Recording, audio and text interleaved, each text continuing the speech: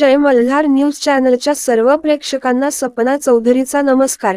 नंदुरबार जिल्ह्यातील नवापूर तालुक्यातील विसरवाडीत दोन व्यापारीमध्ये सिनेस्टाईल मारहाण। विसरवाडी गावात दोन प्रतिष्ठित व्यापाऱ्यांमध्ये सिनेस्टाईल तुफान हाणामारीमुळे एक जबर जखमी झाल्याची घटना घडली असून जिल्हाभरात या घटनेने व्यापारी वर्गासह सर्वसामान्य जनसामान्यात चर्चेला उधाण आले आहे। सदरची घटना सीसीटीव्ही कॅमेऱ्यात कैद झाली आहे।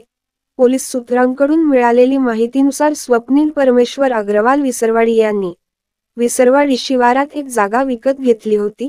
सदरची जागा संदीप सुभाष अग्रवाल विसरवाडी यांना घ्यायची होती।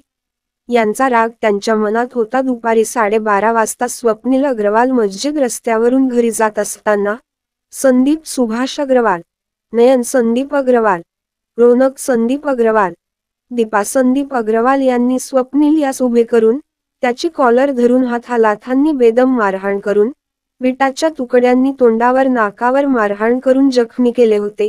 या मारहाणीत त्यांच्या गळ्यातील सोन्याची चैन, हातातील ब्रासलेट तुटून पडून नुकसान झाले आहे। जखमी स्वप्नील अग्रवाल यांना नंदुरबार रुग्णालयात उपचारासाठी दाखल करण्यात आले आहे।